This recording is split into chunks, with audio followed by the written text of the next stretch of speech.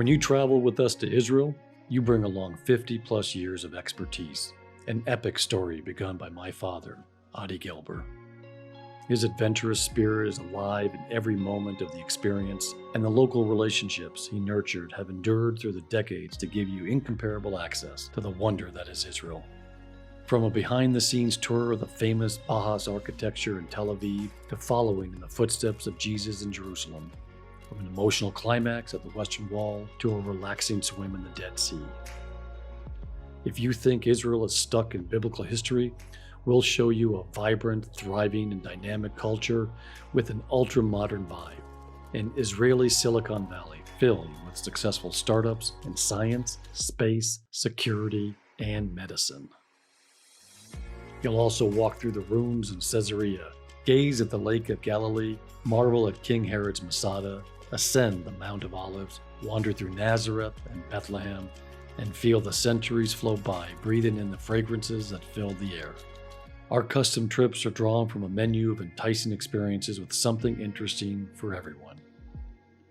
This is Michael Gelber, CEO, IWorld of Travel, inviting you to come and visit my birthplace and experience another memories beyond destination. IWorld of Travel. Expect more. Do more.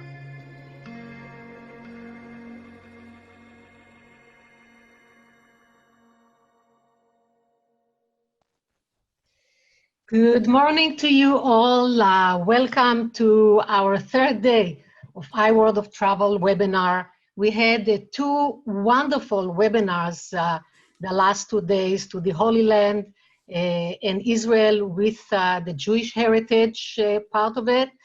Today's webinar will be presenting Israel as a family experience, and I promise you, you will find out that Israel is much beyond a 5 minutes camel trip. I promise you, it will be an amazing presentation. We appreciate you taking the time to joining us. What a great pleasure to present a country I love, a country I was born in, grew up, was educated, and worked as a guide for many, many years. My name is Zehava Biton. I'm the VP of Global Sales in IWorld of Travel.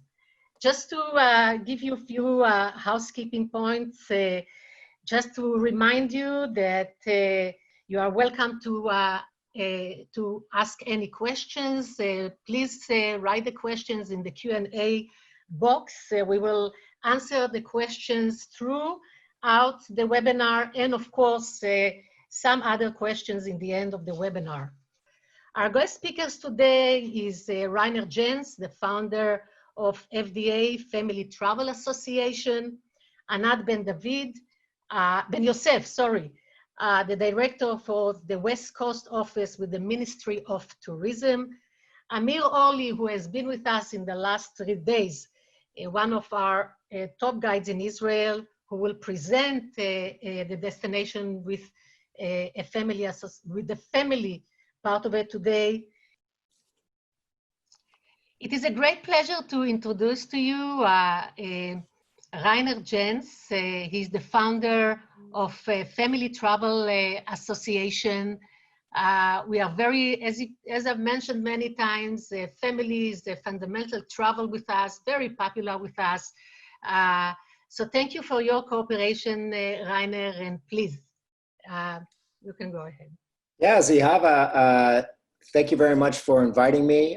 Michael as well. I really appreciate the opportunity to be part of this terrific event with such an illustrious group of panelists. So thank you very much. So next slide. Let me give you a little bit of a background on who I am and why I'm hopefully qualified to talk to you all about family travel. Professionally, I spent the last 30 years primarily in the media industry, much of which was in travel, 13 years of which was at the National Geographic Society. I was vice president and publisher of National Geographic Kids, which is now the largest publication for children around the world. And then most recently, I founded the Family Travel Association, of which I'll tell you a little bit more about. But I did take 1 year during my professional career, and I took time off to a full year to travel with my family, including 2 young boys, around the world for 13 months. And it was a trip that I could spend the entire webinar talking to you about, but I'll spare you. It did cover 28 different countries, and was just an incredible experience. Provided me, my family, but especially my boys, a foundation in which to better understand the world, and perhaps even importantly, ourselves. Our kids learn so much about, again, the planet that we live on, but a great deal about themselves, and I'll get into that more in a moment. Next. So there are a lot of things I learned on this trip.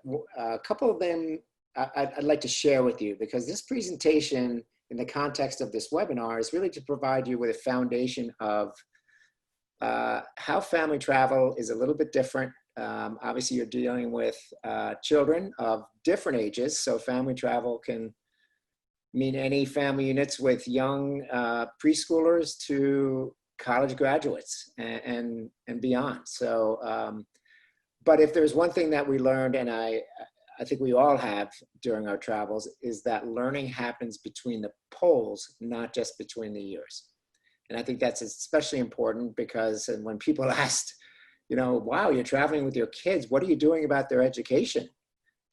And, you know, I would always look dumbfounded and say, well, I think this is the best education they could possibly get, experiencing all these things firsthand and not just reading about them in textbooks. So very important to kind of supplement, I think, educational academic learning with real firsthand experiences.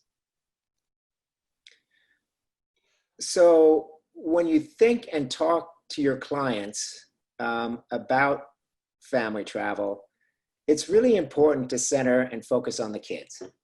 And I wanted to bring this up, and in particular light of travel to Israel, that family vacations can be transformational, not just recreational. In other words, it just doesn't have to be about entertainment and making sure the kids are having fun at all times. Traveling together as a family brings them closer together. These are all benefits that you get from traveling as a family and with your kids. It strengthens everyone's connection with wildlife and nature, which is becoming, you know, in our kind of COVID world now, seems to be more important to have that strong connection with the natural world. It heightens a sense of curiosity and wonder in kids and even adults. And you know, people always ask me about, you know, the best ages to travel with kids.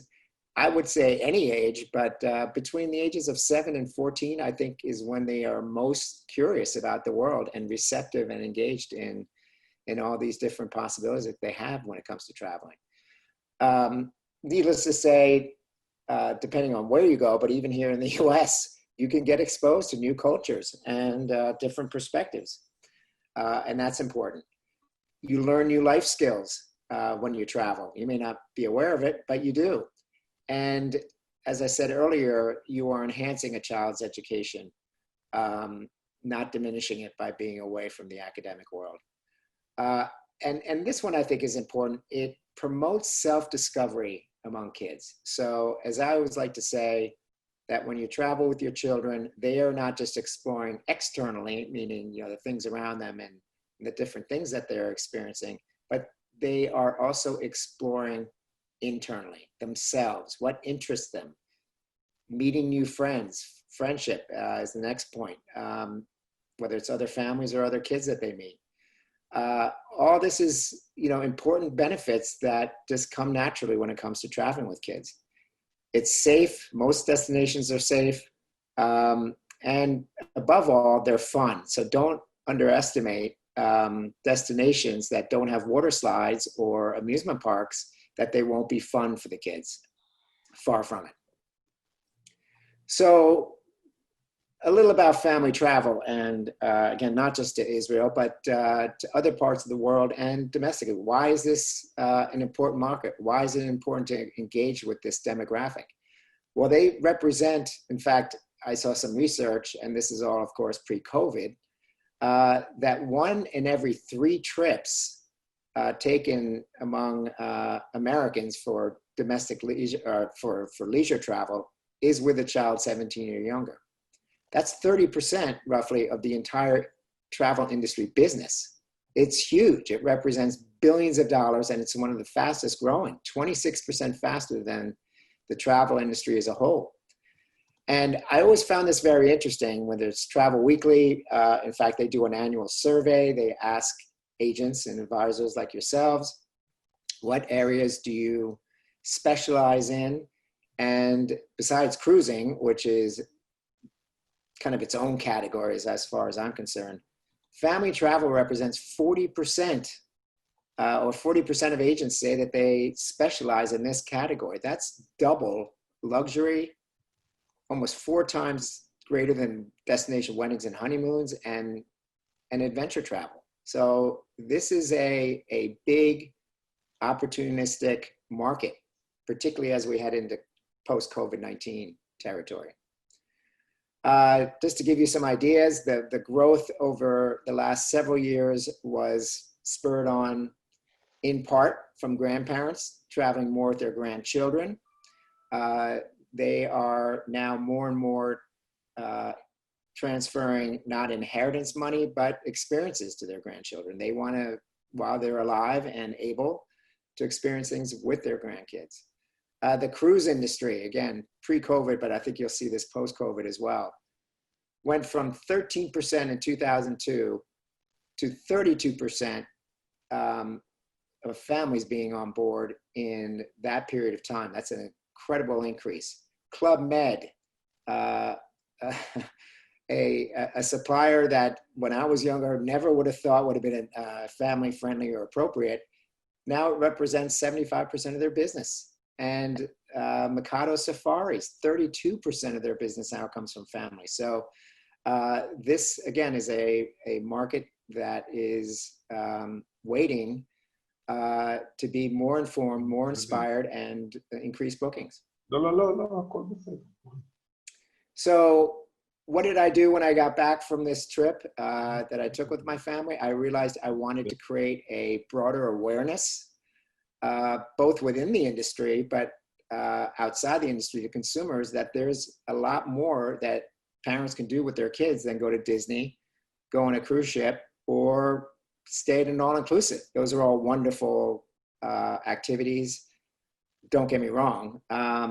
But there's a lot more out there.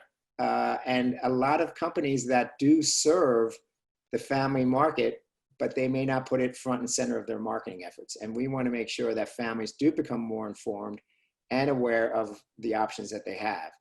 And we want to bring together the best in the industry, and that includes IWorld Travel. We're proud to have them as a member, and continue to educate and inspire and inform ourselves, meaning the industry, and the consumer. Next. So we do have services for travel agents. This, very briefly, we have a training and certification program. You'd be amazed how many advisors I meet who say they're family travel specialists, and what they really do is sell Disney for a living. Again, that's no commentary on Disney, but just because you know how to sell Disney to a family doesn't mean you understand the challenges and unique issues that families have and how to deal with them. So we want to help train, educate, and further develop advisors' opportunities in this market and connect them with suppliers like IWorld and all of our other members. And again, pre-COVID, this was an area that advisors were expecting to increase in terms of their business. 70% were expecting an increase in family travel business. And 27% said it was going to stay the same. So definitely a large but continuing to grow market. So what are the biggest challenges that families have? And maybe many of you have experienced this with your clients, but the number one issue, and I think this will certainly be the case post-COVID, is is travel affordable for us? Obviously, the larger the family, the more expensive, the bigger the affordability issue. There are other factors such as their school schedules, the work schedules, the timing of the breaks. Again, lots of things they're considering. So the more that advisors can play a role in helping to alleviate some of these challenges, the better you'll be able to service them and win their business. Pleasing everyone in the family can be challenging. Air travel, not as bad as you would think. Not as younger children that present a bigger challenge. Go ahead, next slide. So which segments do we see? And again, this was pre-COVID, but I'll talk about post-COVID for sure. These were agents expecting multi-gen travel to be the biggest opportunities. Boomer grandparents, that's more or less the same. Millennial parents, look, 60% or over 60% of millennials, they're not just young kids, are now parents. And they want to have experiences and they want to bring their kids along. So watch out and continue to monitor what's going on with the millennial market. Blended families, same-sex parents. It's not just a family of four that you kind of see on most of the advertisements. There are lots. And skip gen I find very interesting. It's the grandparents traveling with just the grandchildren. Many times, the grandparents want to gift travel to their grandchildren as graduation gifts, as to recognize and honor achievements, etc. So some things we see growing in this category. And finally, what other trends do we see happening with family travel? And I'll address a little bit of the COVID situation. Multi-generational travel might be replaced by multi-family travel. And what do I mean by that?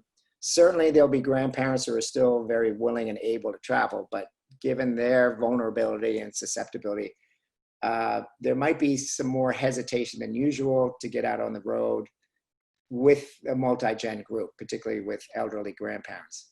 Multi-family, however, maybe some of you have discovered that you now have quarantine buddies, in some cases quarantine families that you spend time with or virtually cocktailing, whatever it might be. But I think families are going to come together. And I've already heard this from some tour operators that family groups, even if they're not related, are booking together so that they have people to travel with that they know and trust and feel safe around. International destinations, I don't think anything's happening until 2021. Not to suggest that there wouldn't be any travel, and we'll talk about that, but I think a lot of the international and even domestic travel for parents and others is going to be predicated by what the airlines are doing, how safe people feel getting on a plane.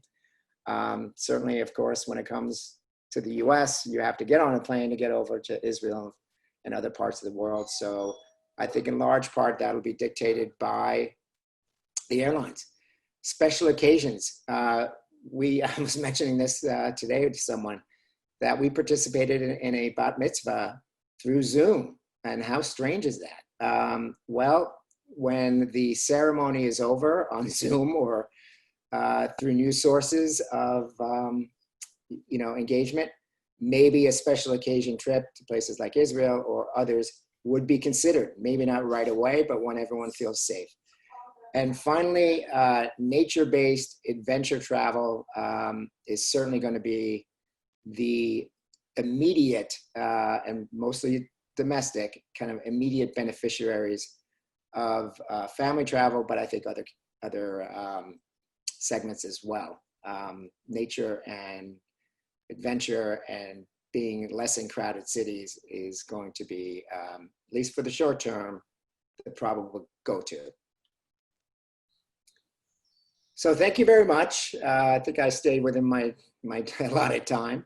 If you want to reach me, there's my contact information. Feel free to email or reach out at any time with any questions. And thank you again, Zahava and Michael, for affording me this opportunity. Thank you very much, Rainer. What an important information, my goodness, for us as a professional. Our next speaker is Anat Ben Yosef, the director of the Western Office, the Western part of United States with the Israeli Ministry of Tourism.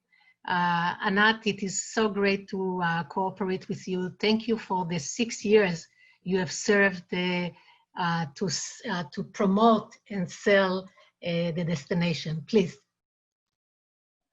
Thank you. Thanks so much, Sav, and thanks for having me here, Zahava, Michael, Shane. It's a pleasure. I know that some of the guests we have here today have been here with us yesterday and the day before to hear a little bit about the Israeli Government Tourism Office's point of view. So Zahava has asked me to come here today and talk a little bit about what's the situation now in Israel. And oh God, Shane, do you hear this echo or? Now it's better. Yeah, it should be good now. Okay, good, thank you. So to speak a little bit about what's going on in Israel nowadays and what do we do as the Israel Ministry of Tourism and looking forward towards the future. So just maybe moving on to the next slide, I'll just explain that the Israel Ministry of Tourism is a governmental tourism board. We have offices all around the country, all around the continent, actually all around the world. And we are here to help you. We're the government, we're not selling anything. Our job is facilitate your way to turn our destination into your product using suppliers like IWorld of Travel, using any other resources that we can give you in order to make you feel comfortable with selling this really unique and special destination. I know that there was one question already asked at the Q&A board about getting an official certified Israel specialist. And we currently offer different resources on our different websites that I'll talk about later. We don't have a unique specialization program, but I think that using all those resources and using your friends at IWorld of Travel will really help you get to know the destination and feel more comfortable in selling it. I assume that at one point in the near future, we will offer something with an official certification, but at this point, I don't have anything yet. So moving on to the next slide, I want to talk a little bit about Israel. And the ones of you who've been here yesterday heard a little bit of what I want to say, but I want to talk today maybe about the fact that Israel is one of the perfect multi-gen family travel destinations. Maybe the one thing that this whole period that we've all been experiencing has taught us is that we need to do things that really count, that really make a difference. And Israel is this destination that is not just a vacation destination. It's not only about the fun, it's also about the experience, especially if we're talking about family, especially if we're talking about heritage, especially if we're talking about meaningful experiences that stay with your kids, with your grandkids, onwards in their lives. And Rainer was really mentioning those things about having those grandparents and parents giving the younger members of the family gifts that are not just monetary, gifts that are not just something that they give, but it's a life-changing experience. It's a bond-building experience, and Israel is exactly that destination that really helps doing that, because Israel is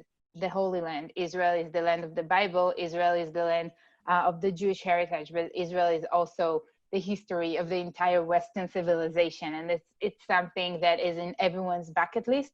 So it's just a perfect place to really go ahead and take this trip together as a family. Israel is also one of the only, if not the only, developed countries that have a positive number of growth, of natural growth of its citizens, meaning the families in Israel are way bigger, especially in comparison to Europe. It's really natural to see in Israel families of 3 kids, even 4 kids. It's part of like the common life in Israel, which makes Israel naturally just a good place for families to live and to visit. The amount of playgrounds, the amount of kid-friendly menus in restaurants, activities, events that have to do with younger kids or younger families is just astonishing. And Amir is going to talk a little bit more about the product a little later, but just to give you an example, and again, I'm not going to take from Amir, but almost every winery in Israel where you go to visit and have a little tasting room for the parents would probably have a playground or a chocolate tasting activity or something for the kids to do while we sit down and enjoy our wine, because we understand that if we are offering this holistic, intergenerational, entire family experience, we have to really offer this experience and give the solution for each and every member of the trip. So this is great as a product for you as travel consultants to sell, because it's there. You don't need to you don't need to overthink that. So going back to maybe the first reason why Zahava asked me to come here today, I want to explain a little bit about what we do as Israel nowadays, given the current times. So I like this photo because I think that you can see that the kids are smiling underneath those masks, and we will all have to get used to a new normal, something a little different than what we have had before, and it is what it is. So we just need to look forward and really get ready for that day after. Currently, Israel is closed to visitors that are not Israeli passport holders, and every person, given Israeli or not, has to go into a 14 days quarantine. So the travel industry or tourism industry is in a little halt at this point, but it doesn't mean that we're not looking into the future. And this is what we do, especially as a Ministry of Tourism. We are using this time now to get ready for that future date of the day after. When the borders are open, we want to be ready to receive in the safest, healthiest way, to receive all the visitors with open arms, but safe and social distance arms that are open for you. So the Israeli government has set a standard. We call it the purple standard. You have some parts of it here, and of course you can Google it and see more information. But basically, it's a set of rules and regulations that every institute has to follow, and this is in order to keep everyone safe, everyone really living their lives under those standards, to make sure that everyone is safe. So from schools to shopping malls, but also hotels and touristic sites, attractions, everyone is working and functioning under those standards. At this point, as I mentioned earlier, it's just for domestic travel. It's just for Israelis that are in Israel, because we are not open for foreign passport holders. However, the good thing about it for us as the local American travel industry is that the system is working. It's up and running. So all the hotels, all those places that your tourists are going to visit are already working under those procedures, so they know how to deal with it. They know how to act once your people are visiting them. It's not going to be a new thing. We're not going to start implementing just after the borders are open. We're already working like this right now. So the system is working back there.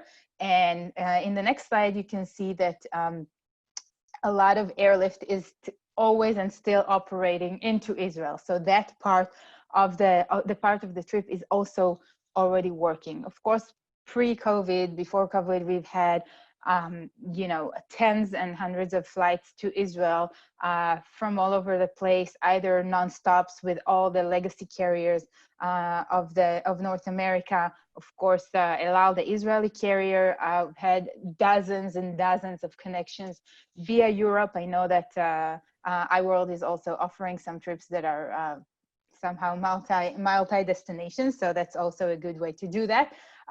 Nowadays, as we all know, there is a lot of rollback, and a lot of airlines are canceling or postponing some of the flights. However, note on the left side of the screen, United never stopped operating a daily flight from New York area to Israel. Again, it's only carrying Israelis now, but still, it's just a way for you to see how big the potential of our destination is, that all those airlines and all those air carriers believe in Israel as a destination and keep operating towards Israel. So as I said, United never stopped operating from New York.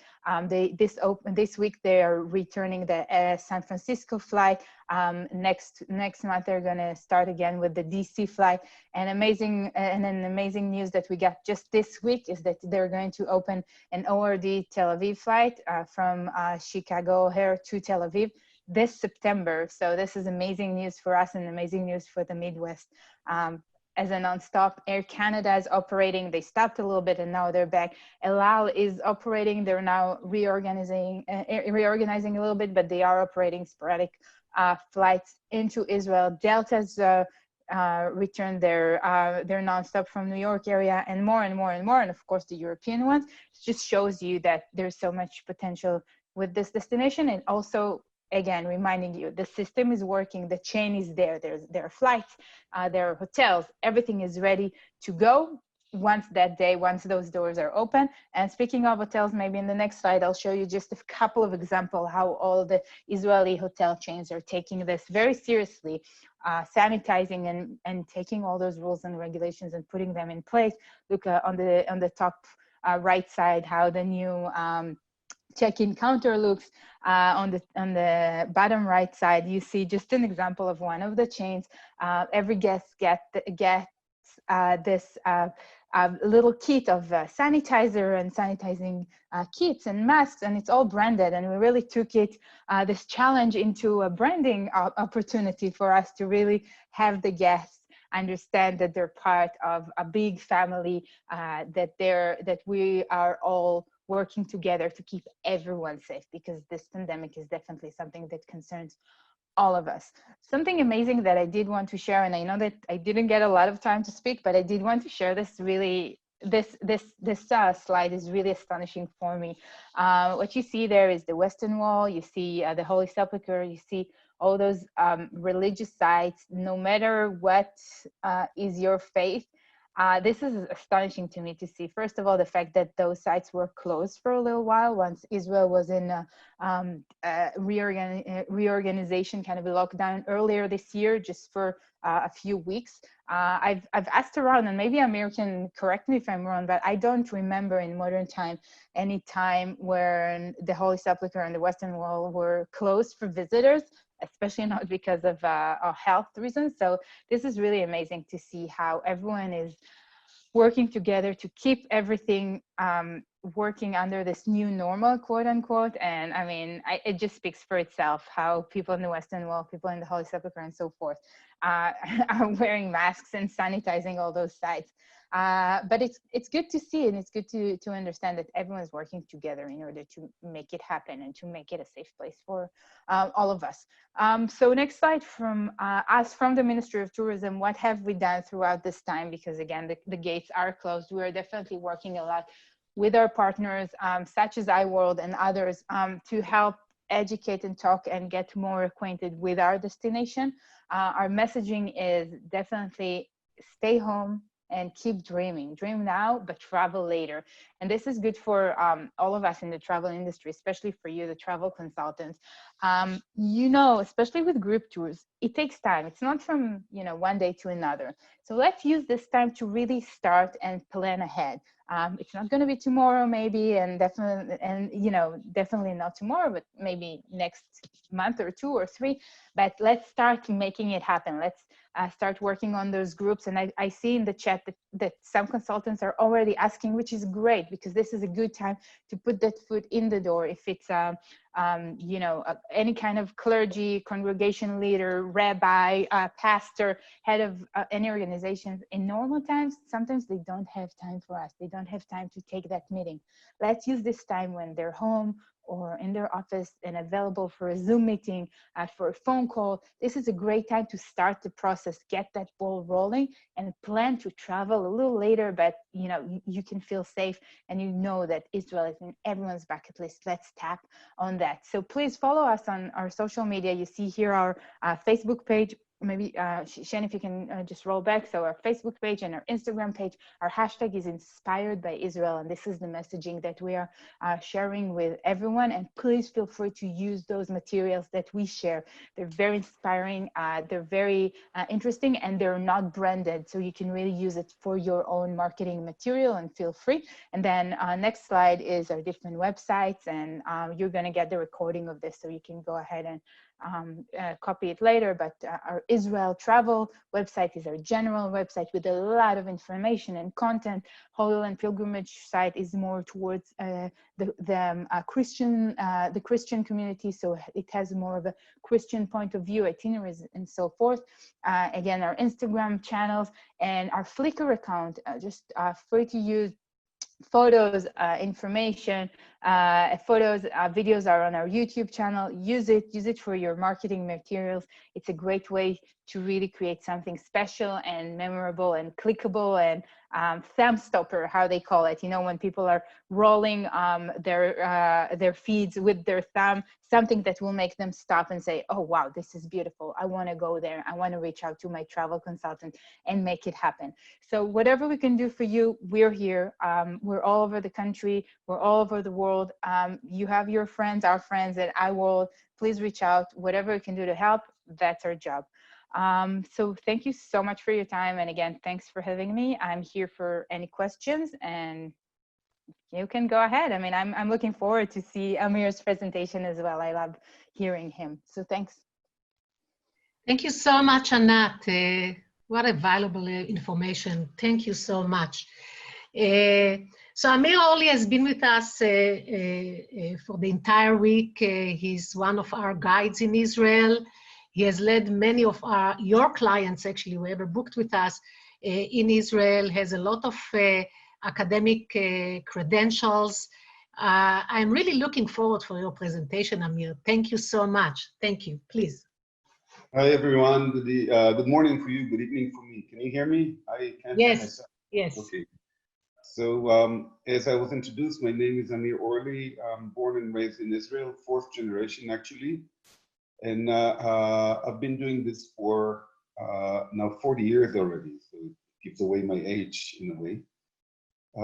Family tour is one of my expertise, since together with other things, I own a little van.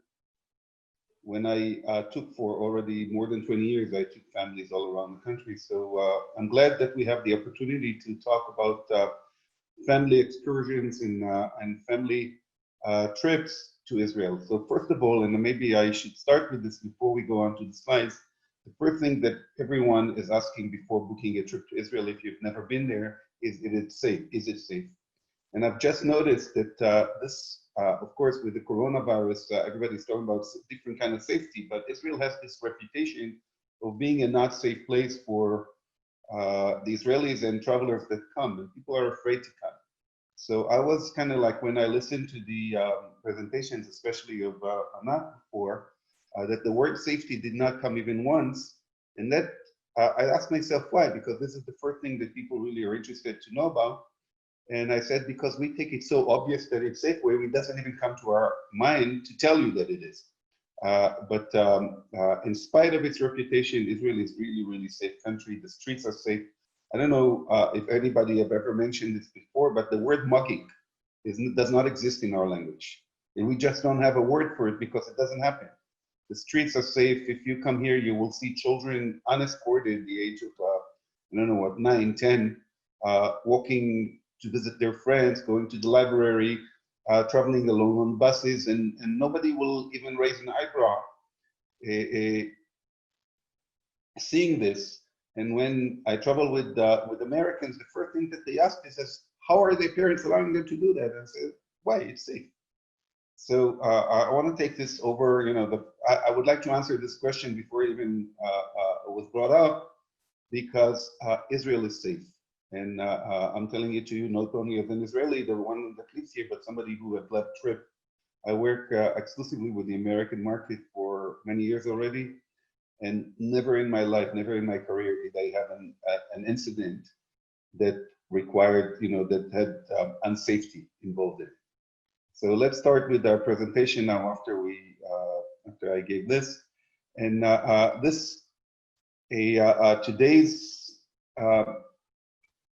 today's lecture is about things to do in Israel. The other two webinars, those of you who have been on the other two webinars, we mainly spoke about things to see in Israel. You go on a bus, you go with a guide, you go to this place, you go to that place. Each place has a history, each place has religious importance, etc. But you're kind of like sitting in an aquarium looking from the windows out. You don't really have the opportunity to mingle with the locals. Today's lecture is about, especially about that. Not only things to see and to learn, but actually people to meet and things to experience. So for both Jews and non-Jews visitors, one of the, I would say, most meaningful experiences that one can have is joining an Israeli family, a Jewish family, for a Shabbat dinner. And what you have here, and this is kind of interesting, I was looking for all kind of a picture to show that, but many of the hosts are Orthodox Jews that bring in people, not necessarily Jewish even, into their homes. And on Shabbat, they can't take pictures. So we don't really have many pictures to show you, but this one, you can see an Oriental group that is participating in a Shabbat, in a family, in people's home, Shabbat dinner. And this is just a good example of, an experience that you would really never expect as a tourist, to come and spend time with locals. Let's move on, please. This presentation is going to have two different kind of ways of showing things. First, we're going to talk about places, and then we'll talk about things to do that could be done in different places. So we're going to start here in the north of Israel in a place called Sfat. Those of you who have been with us yesterday, we already spoke about Sfat being a center of what Jews call Kabbalah, or Kabbalah. It's a mystical way of practicing Judaism. But together with this, Sfat is also a center of art. There are many art galleries and many artists live and work in Sfat. Many of them are religious, others are not religious. It's an interesting combination of religious and art. And let's move to the next slide, please. One of them is an artist by the name of Avraham. He, born and raised in America and actually in Los Angeles, was very, very secular. And then one day, religion hit him. He became practicing he was Jewish to begin with, but he wasn't really practicing. He started to practice his religion. And as an artist, he moved to Sfat. And what it does workshops explaining about his work. So what we see him here, just painting a paint, but at the bottom, look what looks like a carpet. This is actually a graphic. What's the word? A graphic presentation of the shofar blowing on Yom Kippur. Ta ta ta ta ta ta ta ta ta ta ta. So each one of those, I think there are 70 something sounds along the shofar blowing, and here he did it in an artistic place. So he has people coming over, and he explains to them about that. They can take part in his art as well. Let's move to the next slide, please. Yeah, not too far from Sfat is the Golan Heights. The Golan Heights has a military history. It used to be occupied by Syria. Since Israel's establishment in 1948, Syria used it as a ground to shoot into Israel. in 1967, they, together with other Arab countries, attacked Israel basically to destroy it completely. They believed that they could do that. We had a war that people remember as the 6-Day War, in which we were able to push the Syrian army away from our border. And now the Golan Heights is in the hands of Israel. And we use it mainly for nature hikes, so nature trips. So we have a lot of jeep tours, as you can see here. It's also the same Golan Height is also used by the military for training. So many times we pass by tanks or by soldiers. It's kind of like exciting for Americans to see. So here you can see some of the activities in the Golan Heights, jeep tours. You can see a little bit of the wildflowers. The water is the Jordan River that the jeep is crossing. So this is kind of like one thing that families could do when they tour in the Golan Heights. Let's move on, please. Nearby is the Jordan River. And Jordan River, I already mentioned yesterday, is not really a river. In American standards, it's not even a creek. It's very, very small. But it does have, especially when snow is melting from nearby Mount Hermon, it has a lot of water running down. And it is used by us as a recreational activity. And you can see families here going down some rapids. There is a zip line that you can jump into the water. And there's a whole bunch of fun activities that families could enjoy together along the Jordan River. Let's move on, please. Not too far from there is a place called Hula. Hula was until in the early 1950s, was a swampland. It was covered with swamps, with Everglades, with a lot of malaria and other exotic diseases. Very few people could live there. After Israel's establishment, the swamps, most of the swamps were drained. Now that, together with doing a lot of good, it also did a lot of bad because it changed the environment.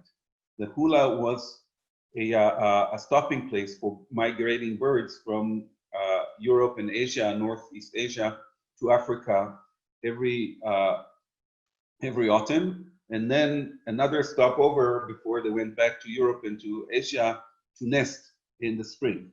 So the bird migration over Israel is a phenomenon that we could do not only one lecture, but hundreds of lectures about this phenomenon. It's quite amazing. There are 500 million birds, 500 million birds flying over Israel twice a year. And it's massive, it's really amazing. They all used to stop in the Hula for overnight, and then after it was drained, they kind of like lost their feeding place. So artificially, Israel created now a place for them to come and to feed before they continue on. And people enjoy this, to come and watch the birds. You can see from a tractor or wagon, the birds are not afraid, they stay there. But also you can see some little vehicles that family could take, either powered by legs, meaning bicycles and other kind of vehicles, or powered by batteries. Let's move on, please. Let's move on, please. Not too far from there, also, still we're staying in the very northern part of Israel, a place called Manara, literally on the border between Israel and Lebanon. There is a huge valley running along the whole east of Israel. It's called the Syrian African Rift Valley. It starts in Africa and goes all the way to the borders of Europe. It's what geologists will call an ocean in its creation. Those of you who know the geological history of, let's say, Europe and America, you know that America and Europe were once one continent, and then they broke and they started to move away from each other, and the Atlantic Ocean went in the middle. So think of the moment when they just broke, when it was still one continent and it started to break. A valley, kind of like a scratch along the crust of Earth, was created. Go back. Was created along the place where it split, and on both sides there are huge cliffs. So one side of this cliff is Golan Heights, and the other is called Galilee. So if you look at the bottom right picture, there is a cable car that will take you from the valley up to the top of the mountain. And then from the top, so the view is great. You can see the whole north of Israel. You can look into Syria. You can look into Lebanon. It's really amazing. And there are a lot of other kind of like fun activities, outdoors activities. You can see rappelling, you can see the roller coaster, the zip line, all in one place. So you can spend a whole morning or a whole afternoon just around this area of Manara. Let's move on, please. Still staying in the north of Israel, a little bit further south, is a place called Kfar Kedem. Kedem in Hebrew means ancient. And that recreates the life in this area, Jewish life in this area in 2nd, 3rd, 4th, 5th century AD or CE, whatever terminology you want to use. And so you see people can dress up like people did at the back. They have donkeys, so you can ride on donkeys. You could do the picture at the bottom left. They're making pita bread over open fire. They have all kind of animals that they can take care of, like you can see the top right. In the middle, we have children crushing olives. This is an olive oil press where you put the olives in the middle, and then usually it's done with donkey or with an ox. Today, of course, it's done with electricity and engines. But back at the time, they did with animals. So this is another thing that you could do there. So it's an hands-on experience taking you back to, let's say, 1,500 years back in history. Let's move on, please. Oh, now we're going to talk a little bit about workshops and things that you could do either one-on-one as families or as individuals. This is something that is very close to my heart because the guy in the red shirt is my son. And he's a carpenter, he's a professional carpenter, and he has a carpentry workshop where people, you can see the couple on the left, they came for a couple of hours to do something with their own hands. They're guided by him. The tractor on the right is something that people could do by themselves. He provides the pieces and they put them together. I'm not promoting my son here. There are many other, actually I am promoting my son.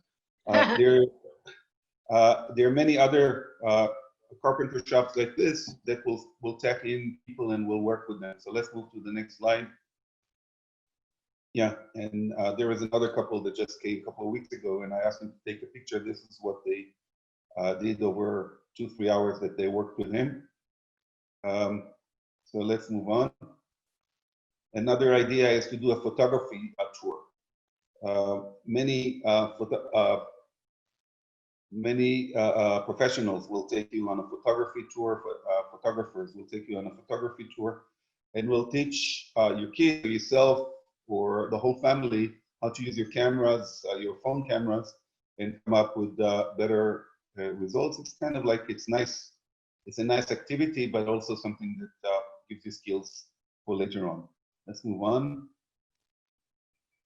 Yeah, the food in Israel is very, very interesting. The reason it is interesting is that, like America, Israel is a country of immigrants. We, 2-3 generations ago, we all came from old countries. And each of us, although we all are Jews, we all have adopted the culinary customs of the culinary kitchens of the countries we're in. And when we reassembled in our country in Israel, each of this diaspora countries brought their kitchen with them. And this was the, let's say, the generation of my parents. Of my generation, when I was growing up, you could go to a Jewish home that family came from Morocco and eat their Moroccan food. And then you could go to a family and friend that came from Poland and eat Polish food. And then you could go to somebody from, I don't know, West Europe and eat West European food. Chefs of my generation and the generation to come combined all these kitchens together. So this is one element about Israeli food, Israeli cuisine. The other is the freshness of the food. Israel is a tiny country. We'll talk about agriculture in a minute. Israel is a tiny country, and most everything that we buy in supermarkets is domestically produced. So because it is so small, everything is fresh. If you go to the market, and in a minute we're going to have here, for instance, this is a good example. You can have a great variety of fresh ingredients. And what we do is we take tours to the market. We shop for some ingredients, and then let's go on for the next one. I think No, it's already, no, go back. And then many times these tours will be done with the chef. And the chef will tell us what to buy, and then we'll go to the chef's kitchen and do a cooking workshop. And this is, again, a great family activity that everybody does as hand-on. This is an example. And then we eat what we cook.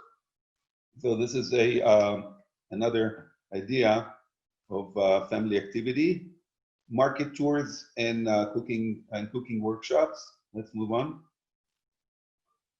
Yeah, Israel is famous for fashion and art, and there are a lot of fashion and art tours that are done. This special chapter in my presentation is about Tel Aviv, but it's not necessarily only in Tel Aviv. We can visit with artists. I already mentioned this with Spot, but we can visit with artists. We can go to fashion designers and talk about Israeli fashion. Let's move on, please. A lot of street art is in Israel. The country is decorated with street art, and people who are interested in art, we have art experts that will take you on art tours.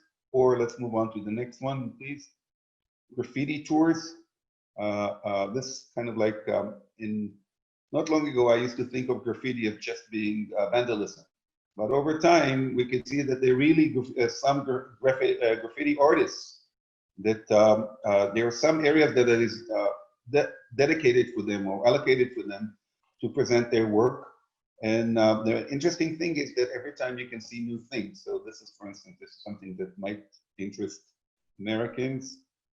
Trump Towers in the streets of Tel Aviv. You can see the American flag and Trump, as instead of a space there is a building. So a lot of graffiti, again, a lot of it is in Tel Aviv, but in other parts of the country as well.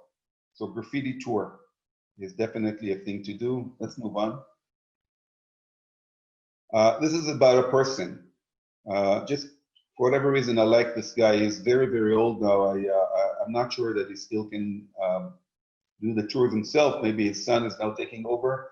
But he had a lifetime kind of like quest of collecting organs from all over the world, and all kind of other music instruments. But the most interesting thing about them is that many of them are self-played. So this is the guy. His name is Nisko. He lives in a village in the north of Israel.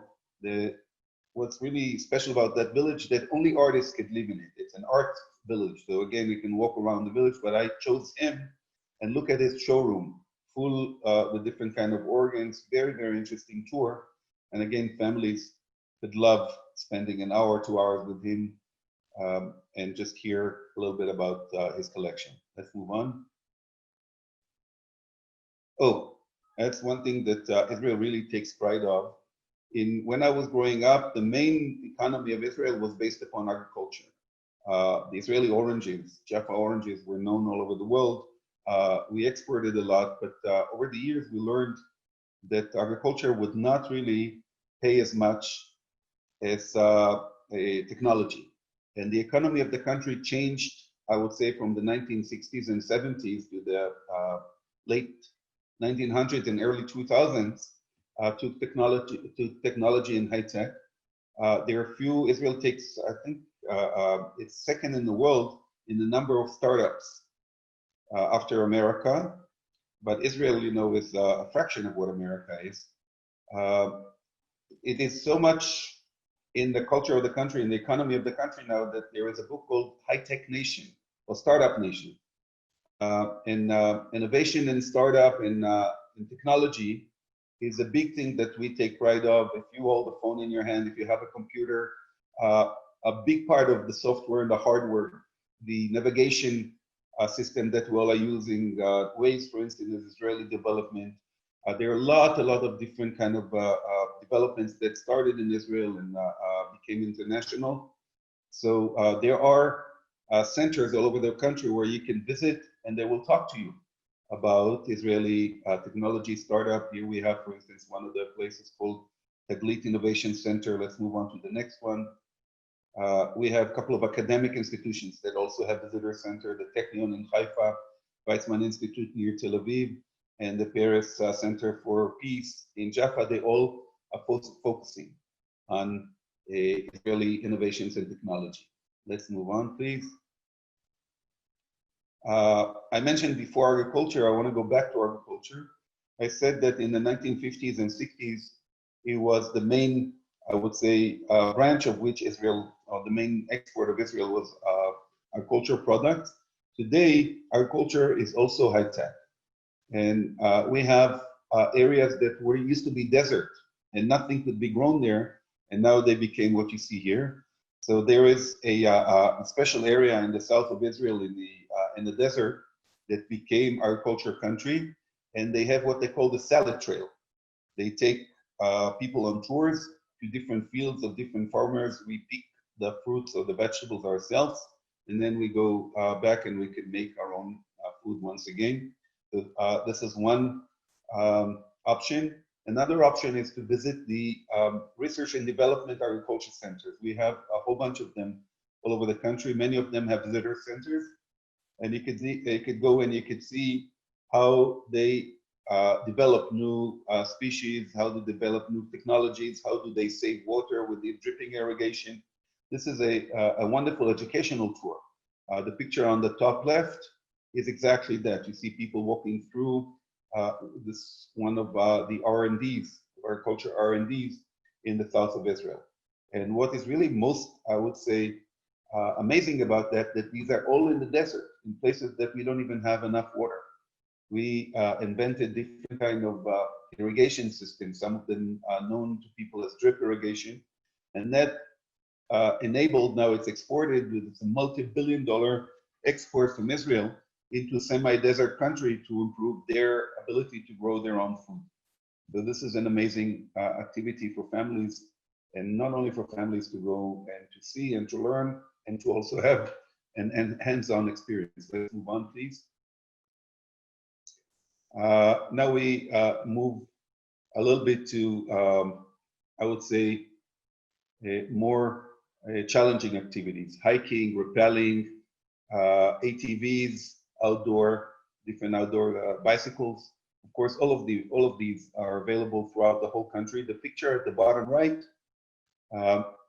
is a map of Israel with the line going through the whole length of it. This is what we call the Israel Trail, and it is a hiking trail that you can start. You can actually do any part of it, as you can see the picture at the bottom center. But you could also do the whole thing of it. People that do the whole length, I did with my wife a couple of years ago. That takes about a month, so I don't think that your clients will want to do that. But definitely a couple of hours of hiking or horseback riding, a jeep tour, or ATVs, or rappelling, or bicycle. All these are available and could be tailored into your trip. Let's move one more.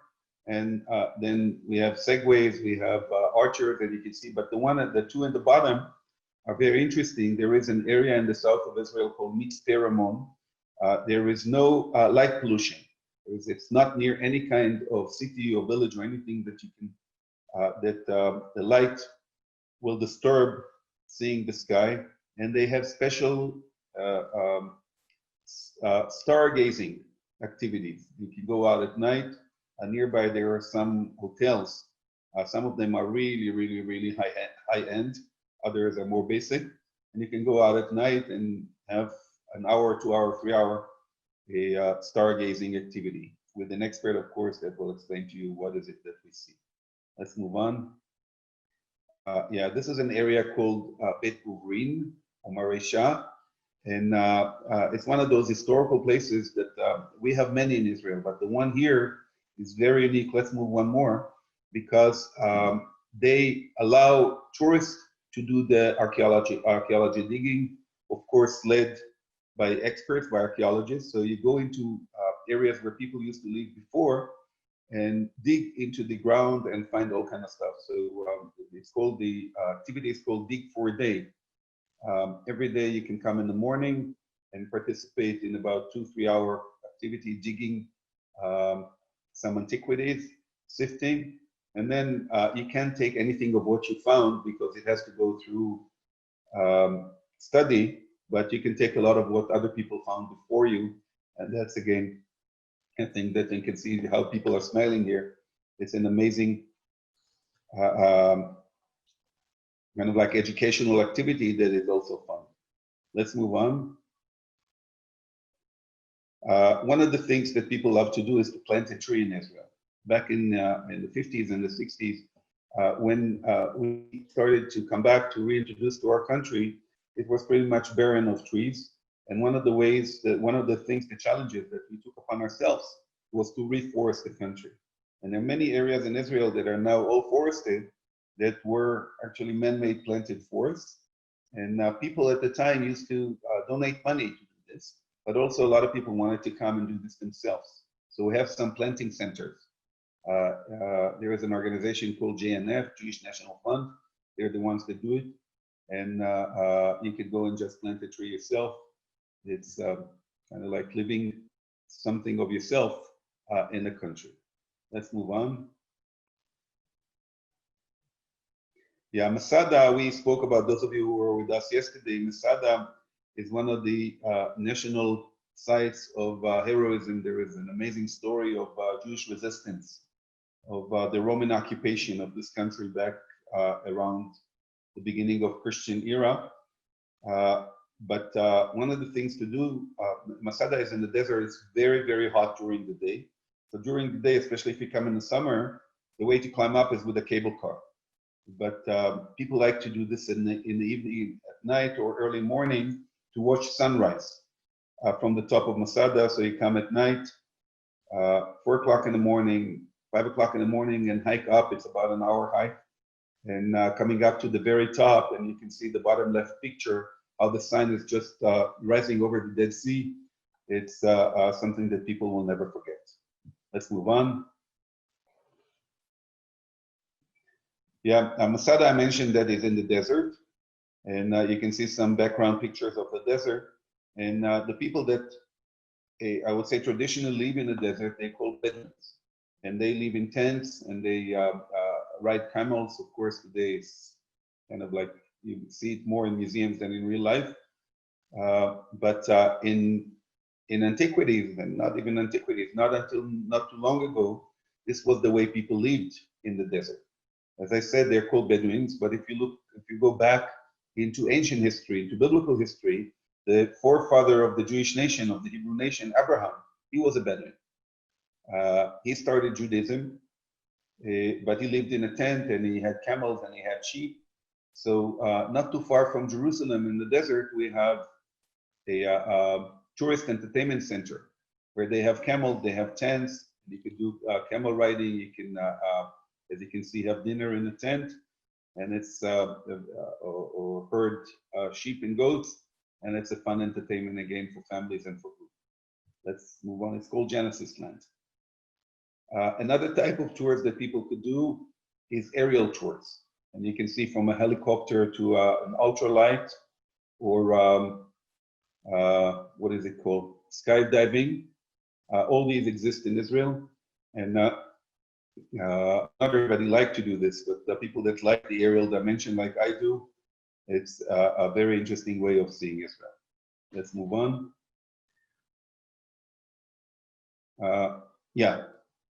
We spoke about places, we spoke about things to do.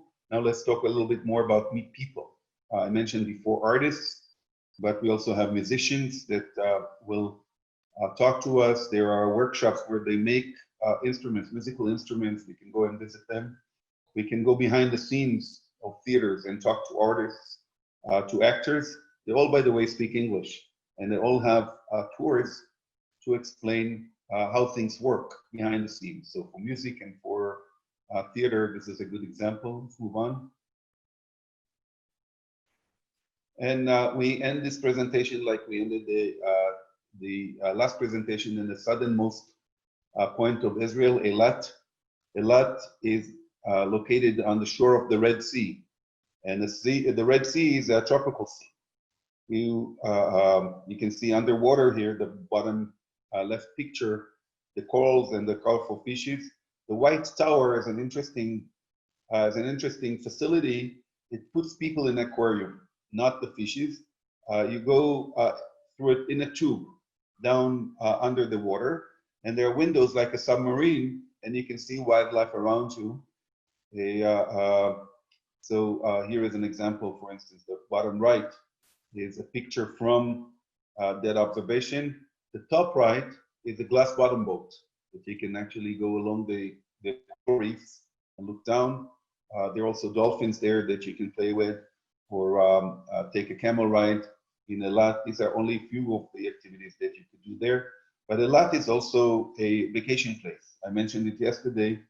People, after visiting Israel, and it's quite strenuous, you want to come to Eilat and just relax for a day or two, have all these activities, and there are amazing hotels, very good facilities, good food, and here again, some things that you could do in Eilat.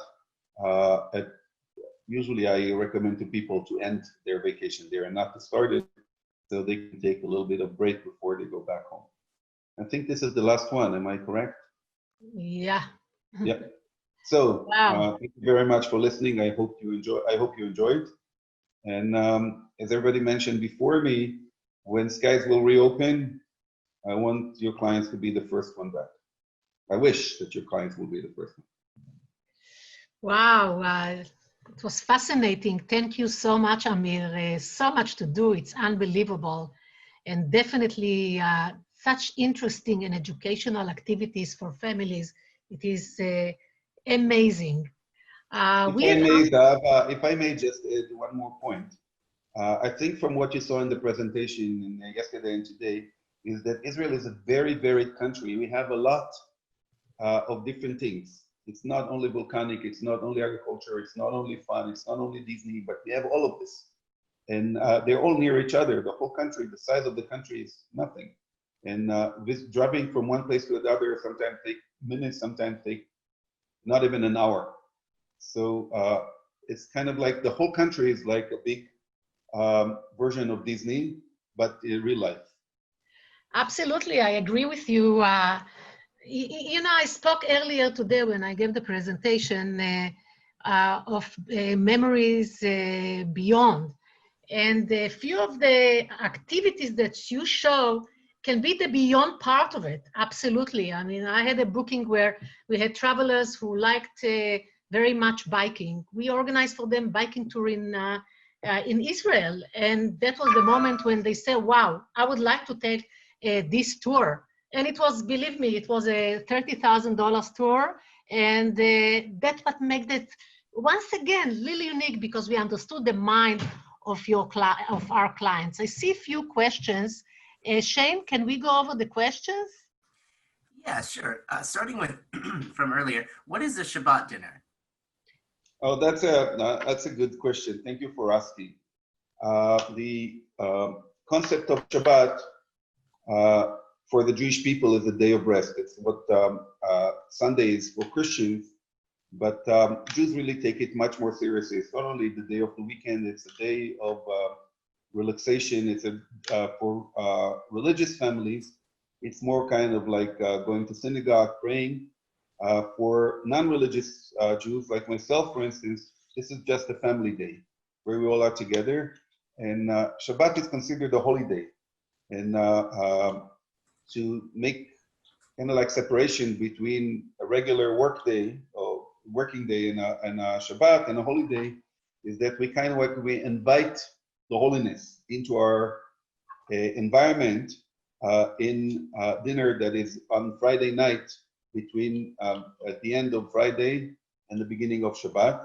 I must say that it's not really a Friday. In our week does not have the names to the days. It has numbers. So we have our week goes day first, day second, day third, all the way to day 6. And the change between the days is at sunset. So it is day 6 until sunset, and then it becomes Shabbat. So many families, including myself, get together. Everyone is busy during the week. We don't really have a chance of meeting each other. So on the eve of the 6th day, because before Shabbat begins, we all get together. We have a nice meal. The family has a chance to catch up with the news and just to be together. My family is now 3 generations, myself and my children and my grandchildren all around one table. And it is a customary to invite guests to our Shabbat dinners. So many times we have friends. We have clients that become friends. We have even sometimes strangers that we invite over just to sit with us and to enjoy the family gathering. And this is also available for tourists to do that. There is an organization that calls itself Shabbat of a Lifetime, and they arrange this. That's so awesome, so warm and welcoming. Okay, so for the next question, it could pertain to faith-based travel or possibly just group travel in general. Is there offer incentive such as like the pastor travels for free if there are so many travelers, or is there some sort of like leader of a group incentive in that way? Absolutely, absolutely. There was another question I saw earlier, and it was a question that was asked yesterday. What is the minimum number of group? It is 15 passengers and more. It is considered to be a group, but once again, we will design the itinerary for you. And if it is a church group or a temple group, or even another type of group, the leader of the group will be incorporated into the group as a free person. And very often the pastor will be free because he will be the spiritual leader. He will give the aspect of the spiritual part of the tour, as well as rabbis. Absolutely. Fantastic. Okay, so Dr. Carl Quenzel asked, I've been to Israel 3 times. The first time was to work on the archaeological dig on Tel Garissa, Napoleon's Hill at Tel Aviv. Is that still there, or has it been swallowed up by the growth of Tel Aviv? No, it is still there. It is still there. By Israeli law, you cannot build on historical sites. Actually, it's just next door to my in-laws' home. My wife grew up just at the foot of that tel. Amazing.